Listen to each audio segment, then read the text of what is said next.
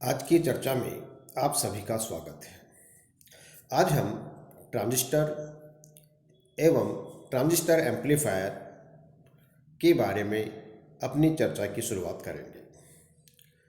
सर्वप्रथम हम बात करते हैं ट्रांजिस्टर की।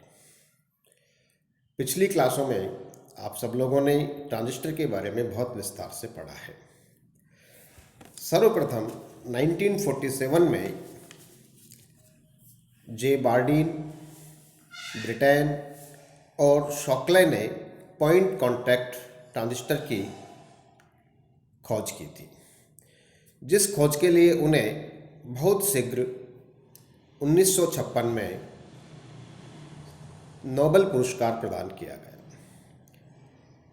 ट्रांजिस्टर की खोज 19वीं सदी के महानतम खोजों में से एक है, जिसने तकनीकी के क्षेत्र में दुनिया में बहुत अधिक परिवर्तन किए। आज आप देखते हैं कि जितनी भी हमारी इलेक्ट्रॉनिक डिवाइसेज हैं, उनकी साइज दिन प्रतिदिन छोटी से छोटी होती जा रही है। तो यह ट्रांजिस्टर और उससे संबंधित क्षेत्र में हुई नवीन खोजों का चमत्कार है। यदि आपको ध्यान में आए तो आपने अगर बहुत पुराने टेलीविज़न देखे हों तो उनका साइज और आज जो नवीनतम एलईडी, एलसीडी वगैरह जो आ रहे हैं, उनकी साइज अगर आप देखते हैं तो आपको आश्चर्य होगा। यदि किसी ने पुराने ज़माने का टीवी देखा हो, पुराने ज़माने का रेडियो देखा हो, तो आपको आज के रेडियो और आज के से बहुत कुछ परिवर्तन दिखता है। अगर आप पुराने ज़माने के रेडियो की साइज़ देखेंगे तो वो एक बहुत बड़े बॉक्स के बराबर होती थी। उस ट्रांजिस्टर को, उस रेडियो को शुरू करने के लिए जब हम ऑन करते थे पावर को, तो उसे हीटअप होने में और प्रारंभ होने में भी कई मिनट लगते थे।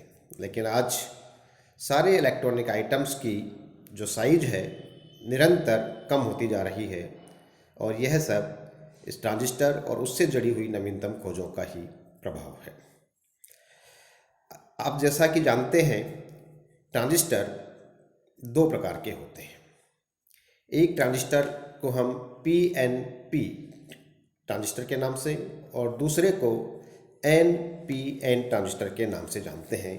जैसा कि इस चित्र में मैंने बताया है, प्रत्येक ट्रांजिस्टर के दो भाग हैं, जिसे हम पीएनपी की अगर हम बात कर लें तो एक पीएन संधि है, एक दूसरी एनपी संधि है।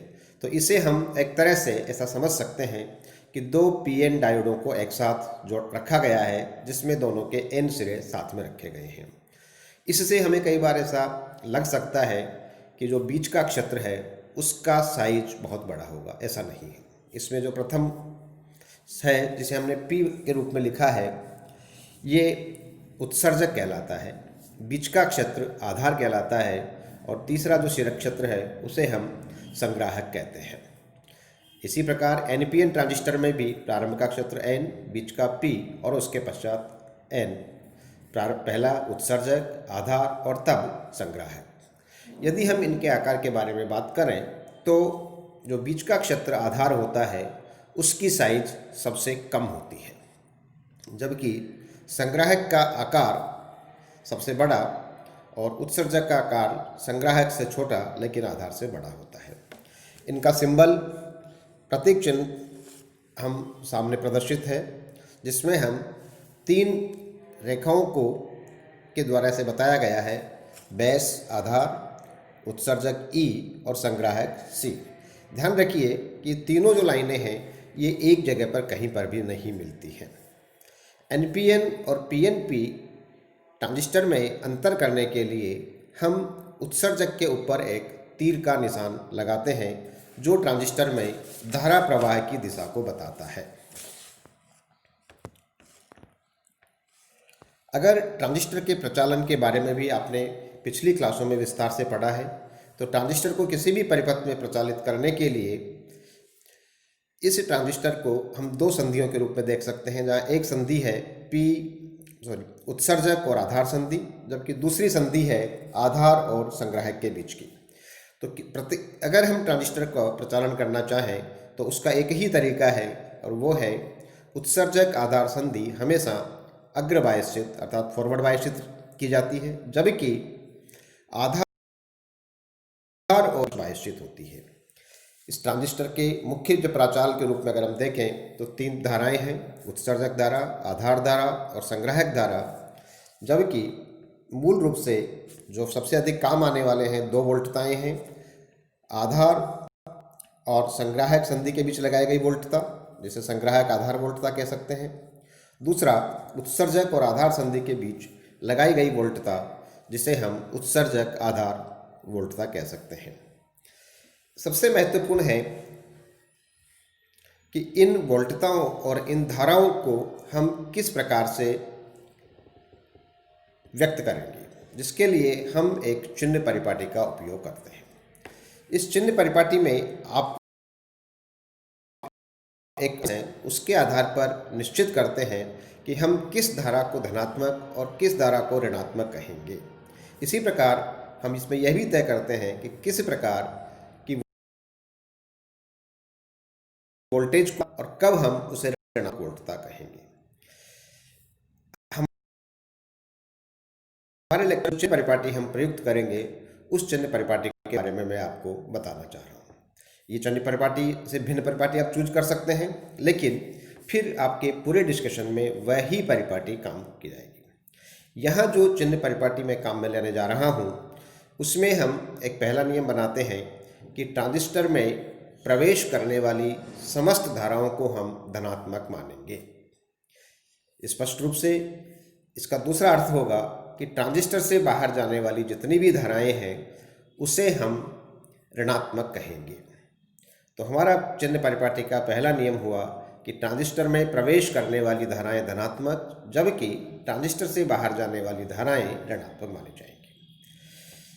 जब हम 2 बिंदुओं के बीच विभव नापते हैं तो हम उसे व्यक्त करने के लिए वोल्टेज और वोल्टेज के साथ 2 सबस्क्रिप्ट ए बी लगाते हैं, मान लीजिए।